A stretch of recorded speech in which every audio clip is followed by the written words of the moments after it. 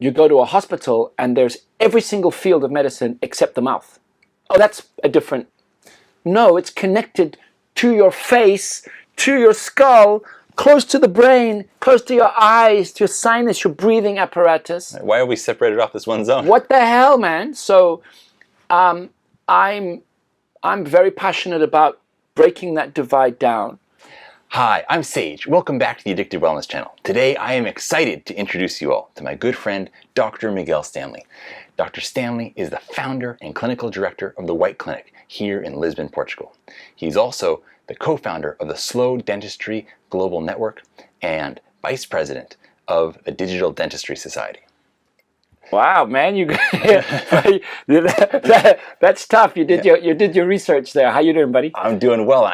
Before we get going, I want to tell you guys also, he was recently selected by his peers as being one of the top 100 dentists in the world and has spoken on his unique dental approach in over 50 countries. So, Dr. Stanley, thank you so much for taking time out of your busy schedule to be here with me today. Thank you, Sage. It's so good to see you again. It's been a while, man. It's been, what, 12 years? 12 years since we first met when I was at the Air One Elixir Bar, and a mutual friend of ours brought you in, and I'd never seen anything like that. I'd seen barmen in New York mix cocktails. I'd never seen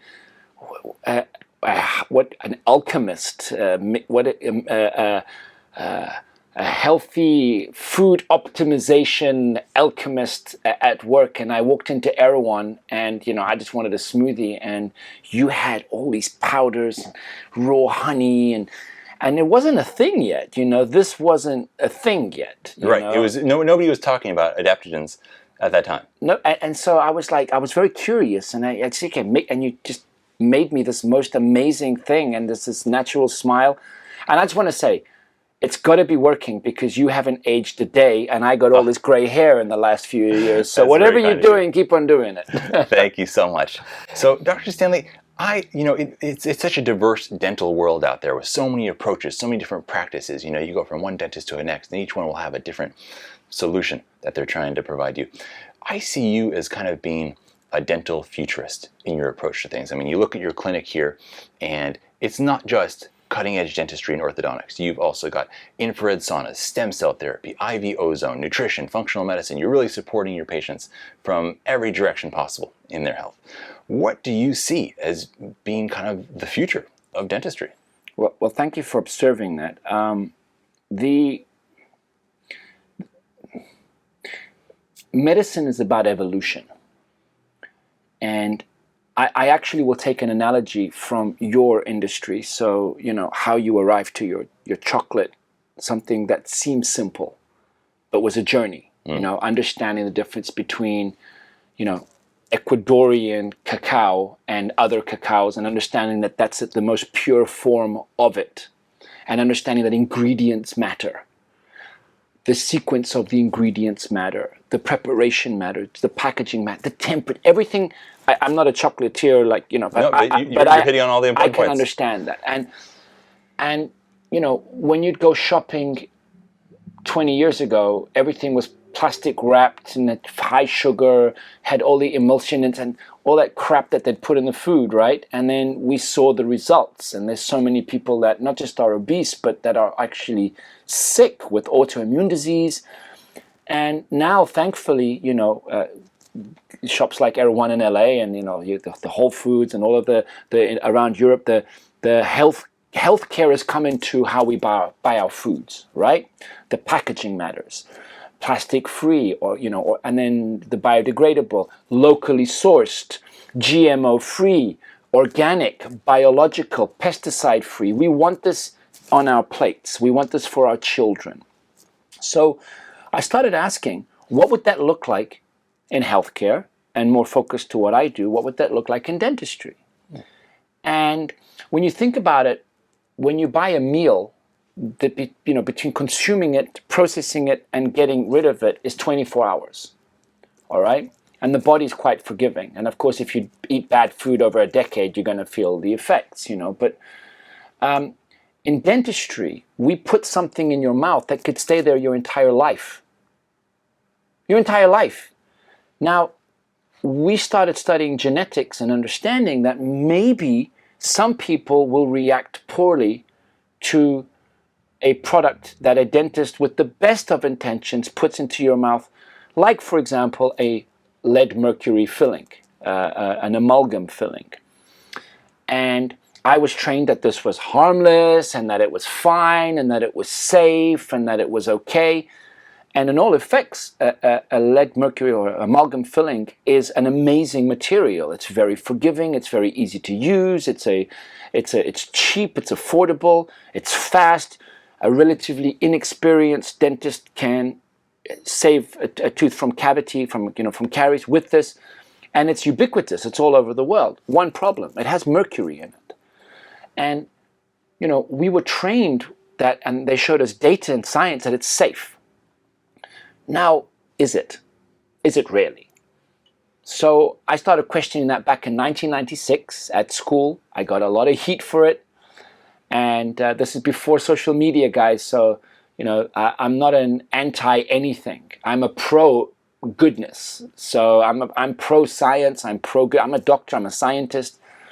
Now, when you start looking into why they were doing these, it's a very affordable and cheap way to help people. So the intention is good. And maybe it's okay on a huge part of the population. All right? I know for a fact that a large part, most of the world, can tolerate peanuts. But there's a small portion that will die if you give them a peanut, right? Right. And that is why in most public schools around the world, peanuts are not allowed in the school.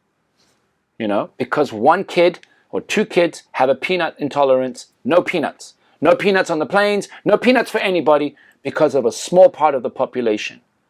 What would that look like in dentistry? So we have to be congruent.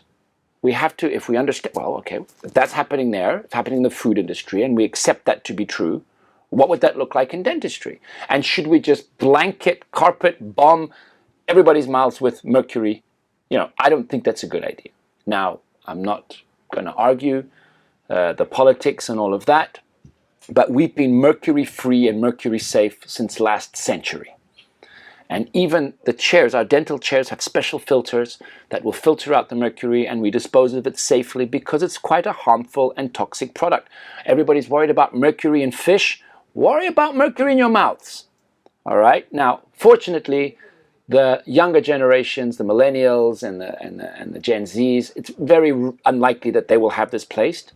And I'm happy to report that the FDA, I think 2 years ago or 3 years ago, finally said that this should not be used in pregnant people, so pregnant women and children, which is a good start. But it's still not banned. Right. Still not banned. And I believe in some countries it's actually forbidden for a doctor to recommend that you change it. So this has to be a consumer-driven revolution because the industry isn't really going, it's not a comfortable thing to talk about. Because again, no dentist woke up in the morning and said, I'm going to damage my patient's health. That's not by design. There's no secret, cabal here. It's all good intentions. It's all good intentions. But we update our cell phones, we update our cars, we update our watches, we update our shoes, we buy new sneakers every, whatever, we buy new clothes, we buy new shampoo, we update our diets. We need to update our dentistry. And so the White Clinic, to answer your question, went down that journey of, well, if we look at lead mercury fillings, or as I don't know if they're lead, it's mercury fillings. I use the Portuguese term amalgam. I'm a Portuguese trained dentist, so forgive me the denominations in English. But we looked at those and said, well, what else is there? What else could there be that we've been doing in the last 40 years that might potentially be causing inflammation in the body and contributing to the systemic wave of autoimmune disease that, if you look at the evidence, we're looking at a spike of 150% in the last 30 years. Almost everybody we know has got some form of autoimmune inflammatory disease. Celiacs, Crohn's, inflammatory bowel, IBS, diabetes, rheumatoid arthritis, Crohn's disease, thyroid issues, Hashimoto's, not to mention cancer, skin issues, eczema. All of these things all have one thing in common: inflammation. So most people looking to combat inflammation have to go on their own journey to figure out what's causing it. The very first and obvious one is food, which you, my friend, have understood before everybody. Thank you. And supermarkets, thankfully, have understood that because there's a business there and you pay a premium to not have poison in your food, which is sad, but it's a reality. And I love the work of Zach Bush. I don't know if you know. He's amazing. Okay, of course. so Zach Bush and also Sadhguru on topsoil and the importance of topsoil, the importance of our agriculture, and the farmers out there, they need support, man, because, this glyphosate everywhere. Yeah, it's a good product if you're looking for volume, but it's a bad product if you're looking at autoimmune disease. It's just so, what's more important, feeding people or getting them sick? Is there a balance there? Is a decision, and who's making that decision for us? Right. And I don't think that, and unfortunately, the families that need health the most are the ones that cannot afford it, and are the ones that will go to the cheaper, sugar-laced, chemical-rich, food.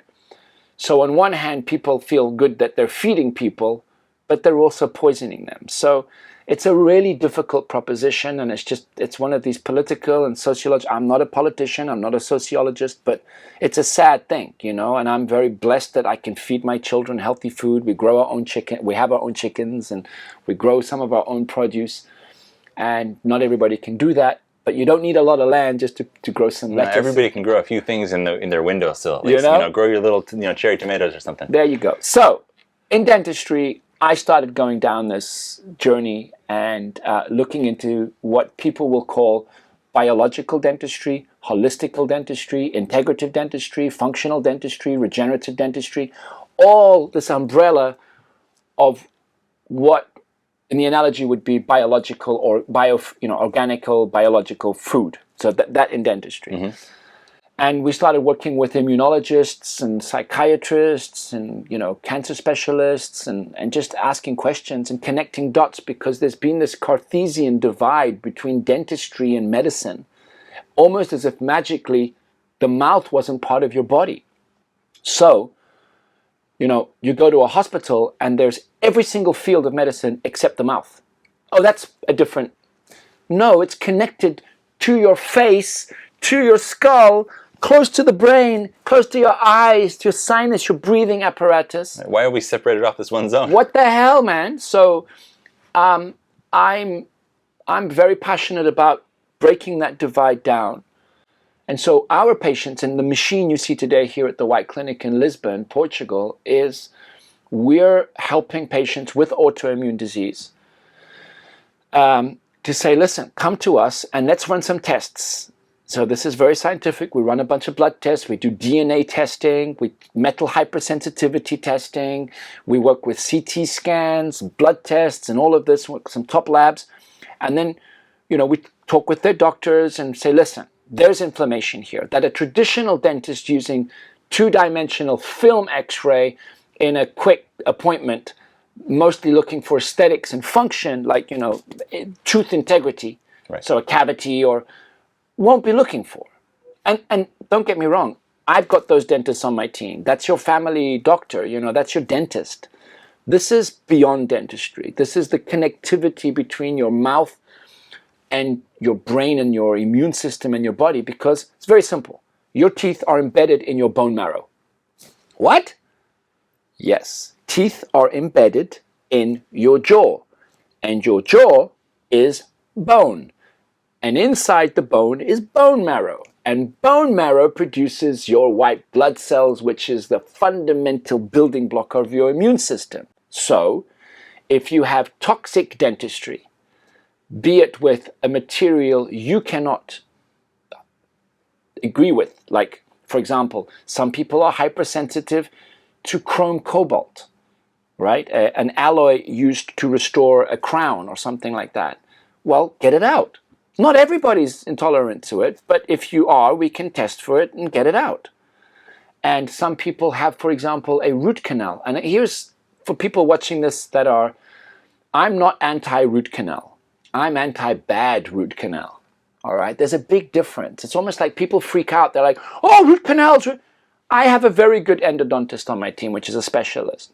But he takes on average 2.5 to 3 hours to do that done. All of his instruments are sterilized. He looks like a brain surgeon when he goes, and he uses a microscope and everything's sterilized, and he takes his time and he gets it done in one session.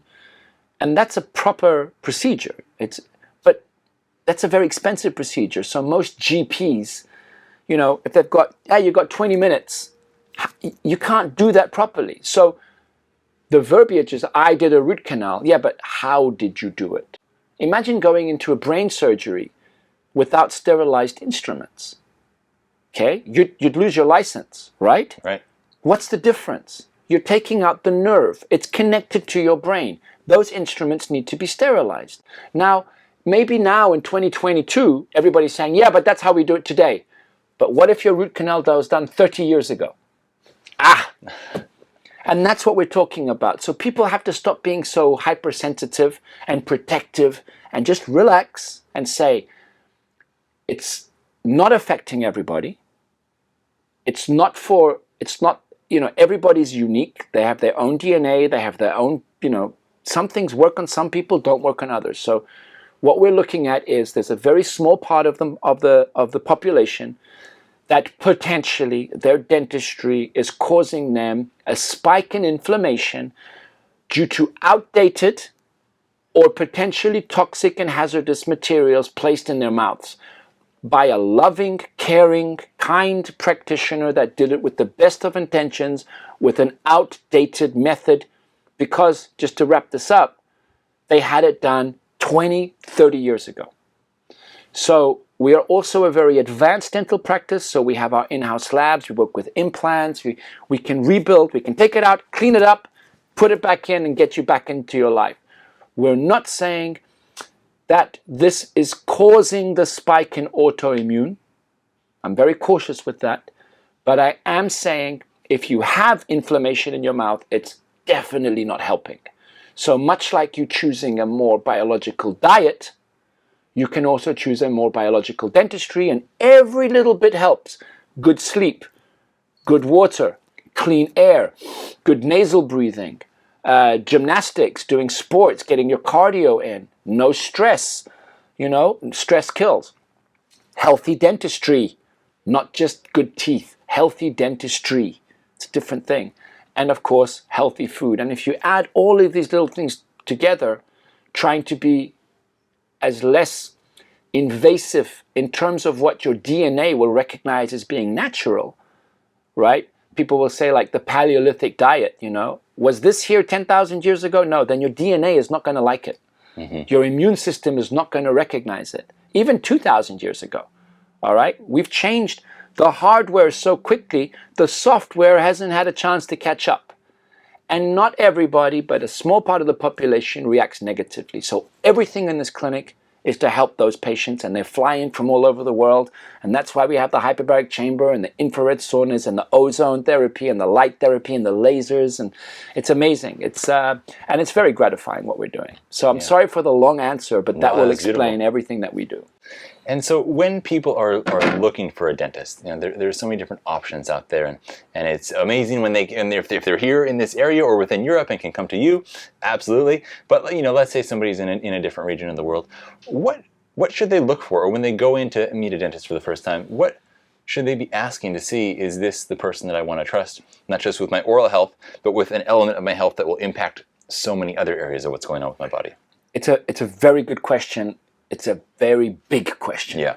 So let's break it down. Great. First, are you a Gen Z, a millennial, a Gen X, a baby boomer, or a senior citizen? Because depending your age, you might need a different type of dentist. So we have to stop just thinking people. There's a demographic, right? And I'm not saying rich or poor. I'm saying age. Why?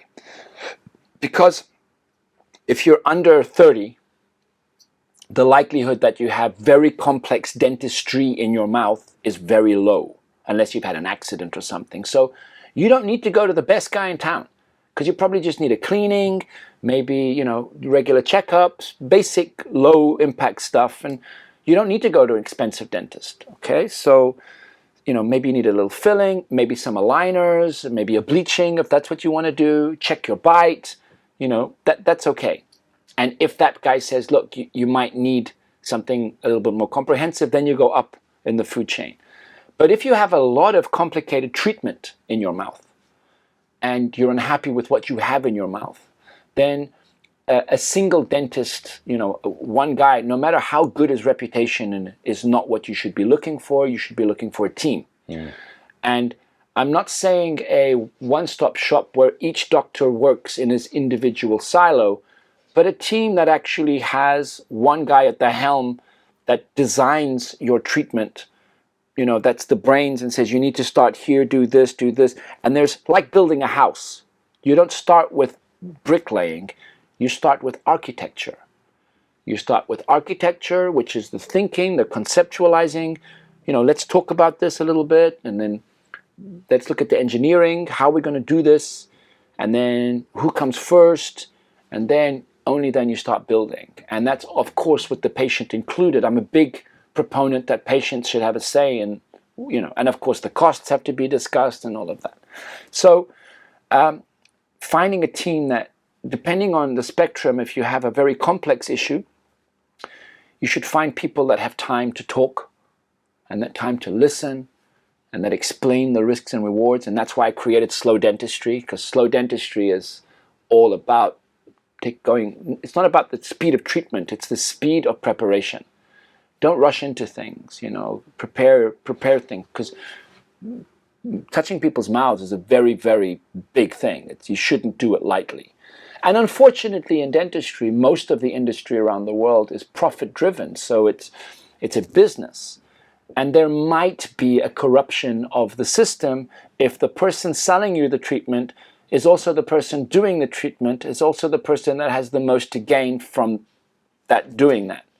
Now, I'm not saying that everybody does this, but so also when you're looking for a clinician or a team or a doctor, you know, usually, I'm not saying, it's hard to generalize, but usually a guy who, you know, who's published some articles, who's not so much into showing off his accolades and his successes, but is a team player and, you know, works about science and goes to congresses and has some diplomas, and that's an important one as well. So a doctor that doesn't see too many patients a day, important. Yeah. A doctor that is up with the latest trends in science and goes to trade shows. Hey, doctor, when was the last time you went to a scientific convention? 1987. I don't need that. Change your dentist. I know everything. Change your dentist, because this is like, we're always upgrading. A dentist that focuses on low impact dentistry, so minimal invasive dentistry, like, you know, you walk in, oh, this is all terrible, we've got to change everything. Calm down, you know, it's like, so I don't like to bash dentists. So, you know, if you go to a dentist and the first thing is criticizing everybody's work, maybe not, you know, I'm much better. That's not a good thing, you know. So it's not about ego, it's about the work itself, and there has to be science and data that can back up that. But I would also say, look for a dentist that has good technology. So unlike a GP, for example, that has to use his brain and his ears and his eyes to understand your body, a dentist can mitigate lack of experience, by using technology. Oh. So today, a younger dentist can actually achieve incredible things with the aid of software, 3D printers, and technology. And moreover, we can even outsource planning using artificial intelligence and stuff. We saw that with aligners. So aligners is that. It's like a relatively inexperienced orthodontist can scan your teeth and have a team of engineers design it and then get that in a box. Wow. And put it in your mouth. And that's been around for 20 years. We've been using aligners for almost 18 years now. So dentistry it's like more like Formula One. Yeah. You know, 20 years ago, or 40 years ago, it was like one guy changing. If you're American, Indy, you know, Indy 500, you know, you have one guy changing the tire, and the driver would go to the bathroom and have a cup of coffee and then come back on the tire. Now you've got a team of engineers in each tire. Specialists. And it takes, what, 1 second to change 4 tires. And that's teamwork, it's technology, it's planning. It's very much like dentistry today. So there's no ideal formula. I would say it's a consensus between location, pricing, referral. Speak to people in your community, get some good feedback. Don't trust social media alone. Don't trust Google ratings alone, you know, because sometimes you can get a disgruntled client that hasn't even been treated, that just didn't like the phone service and be nasty. There's a lot of hatred on. Seems like most often the 1-star ratings are because of the front desk. Front desk, rather than the actual not even the service. treatment. I mean, we've got a good Google rating, but we've actually got negative ratings from people that have never ever been to the clinic. I can only presume jealous dentists. Look, it's a tough thing. You have to trust your instincts, and at the end of the day, it's all about price as well. I mean, everybody would like to fly first class, but you know, at the end of the day, if you're going in economy, the plane's the same, the flight time's the same, the airport's the same, the pilot's the same, the risk's the same. You're just paying a little bit for more comfort, and it's a very hard thing to understand what that would look like in healthcare. So make sure you're not paying for the rent.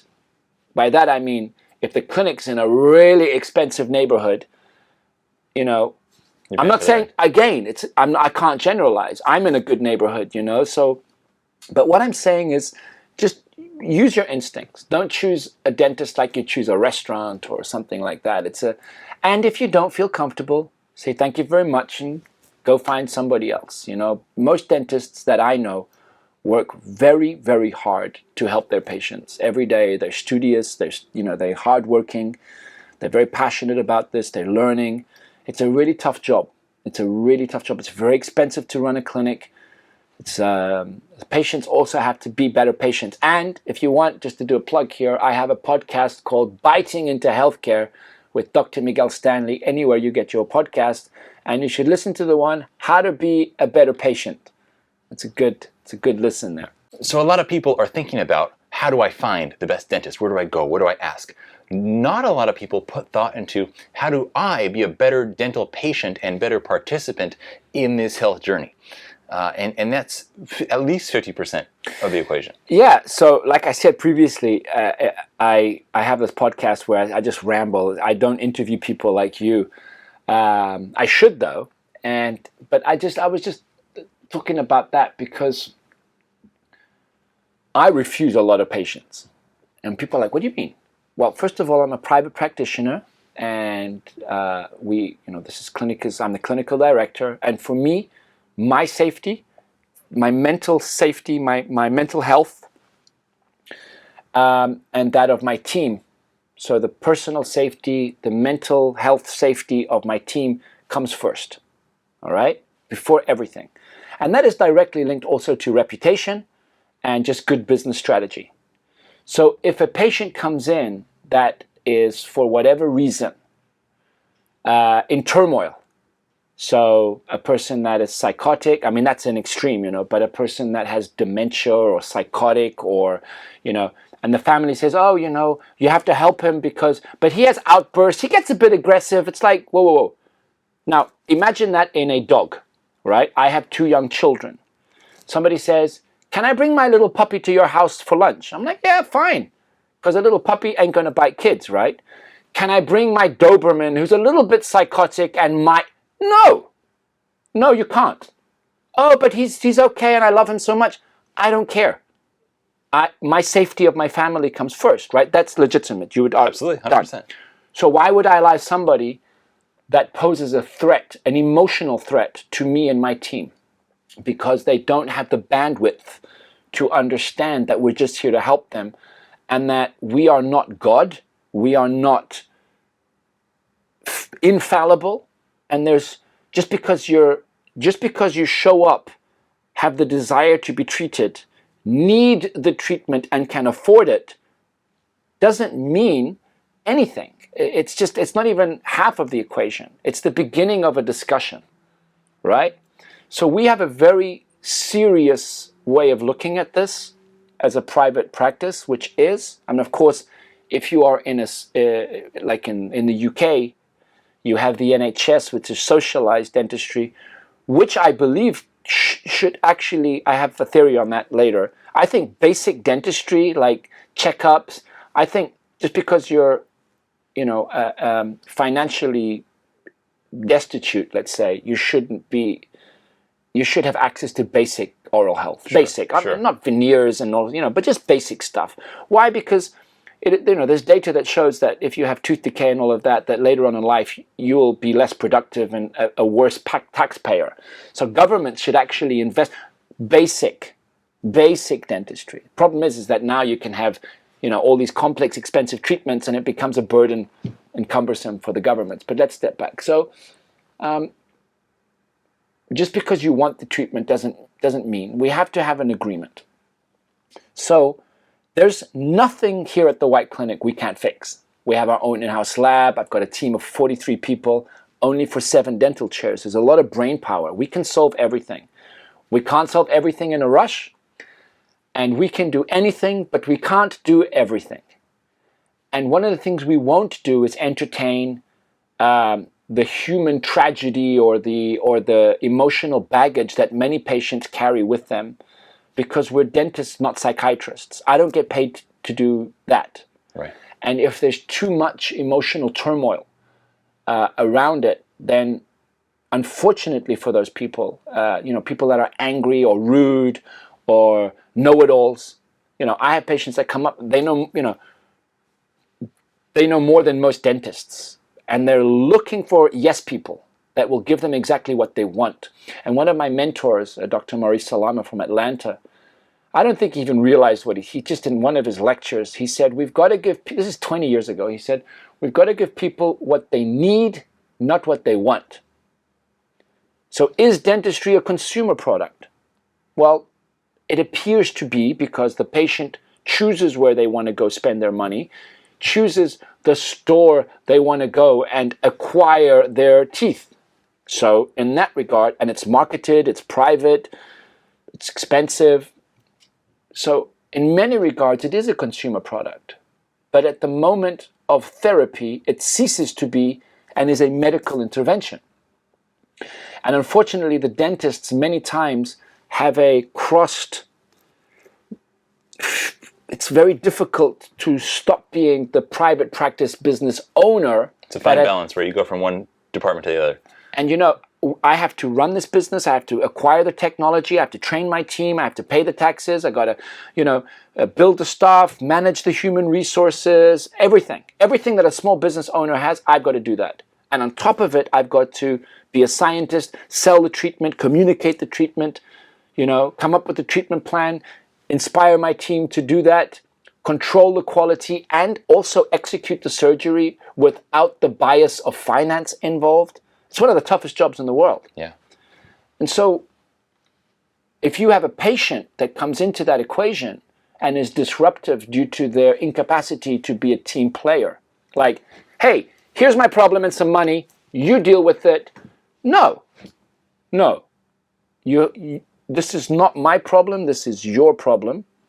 There's no money in the world that could ever, put that on me. Because what if something goes wrong? It's not just because you sign a disclaimer or a waiver that's going to make that problem go away. If we get it wrong for whatever reason, and we do get it wrong sometimes because it's mechanics, and guess what? In physics, mechanics is something that is proven to be, something that is fallible. If you get certain things, small things wrong, and the person bites down, it can break. Even the best. This happens. We know this. We study this, right? Now, if you've got a patient that's not cooperative, is a know-it-all, is a lawyer, is an aggressive nature, is a spiteful person, I don't know, because they're going through a divorce or whatever, right? That puts such an extra burden on us dentists. So here's a tip for those of you: be nice to your dentists, be calm, be trusting. And if you don't trust your dentist, change dentist. Rather than fight them. If you feel the need to educate your dentist, you're obviously at the wrong dentist. If you feel the need to tell him how to do his job, you're obviously at the wrong dentist.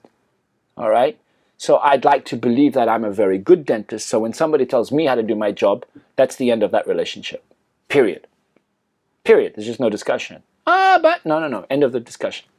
And if they're rude to anybody on my staff, because sometimes they're rude to my receptionist, but they'll be very nice to me, it's a no-no. Out. So again, protection of the team, be nice to everybody.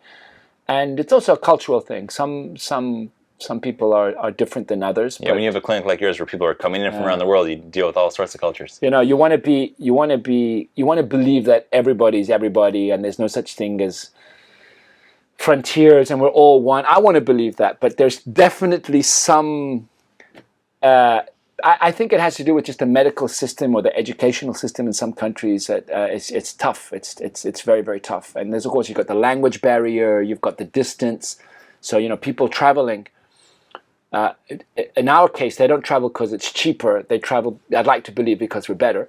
But there's a lot of dental tourism where people, you've got to understand that if things go wrong, you're going to have to fly back. So put that into the equation as well, you know. And I think the best answer here is brush your teeth, brush your kids' teeth. Find somebody local to home and that does a good job. And here's just one last piece of advice. If you can afford the time, go to a rural dentist. Leave the city center. And find a dentist that's got a good CV, that's a teacher, that's an educator, that might not be in the center of a very expensive city. And the guy's got the good technology, he's got good work. Why? Because almost certainly he'll be a lot cheaper than a person in the city center. You understand that, absolutely, right? Yeah. All right. Yeah, absolutely. Well, Dr. Stanley, thank you so much for taking the time to share your experience and wisdom with our community. Well, I'd like to say one last thing. Yeah, of course. This chocolate, I'm going to put that up there. If you guys haven't tried this. So, Addictive Wellness Chocolate. So here at the clinic, we're always looking at ways to improve our patient's health. And he didn't ask me to do this, by the way. And if anybody knows anything about me, they know that I only ever talk about products that I'm actually in love with, that I believe in. And you can't pay me to promote a product that I don't love and believe. And he gave me no money for this. But he did offer us some of this chocolate. And raw wild cacao, adaptogenic, super herb, sugar-free, keto, vegan, paleo. All of these claims, and again, going back to our initial introduction, you've been doing this for 12 years every day with the focus like few people that I know. Thank you. And it's not just a good plan that matters, it's the focus and the intention. So we tried this chocolate and it's absolutely incredible. And so we'd like to have some of this for our patients because, I mean, how many dentists worth their salt will be giving out chocolate to their patients? Now, being congruent with the product, what chocolate? Because the product matters. And just like in dentistry, food matters, man. You've really unlocked the secret here. So we want this at the White Clinic. Addictive Wellness Chocolate, man. Small, locally produced, pure. If only all dentistry could be as smart as this. Congrats, thank you. man. And if only all dentists could be as awesome as you. Thank you, Hopefully buddy. in the future, it will happen and we'll all have a better world. Thank you. Stay safe, stay healthy. Thank you, everybody. Have a beautiful day and look forward to seeing you all again next time.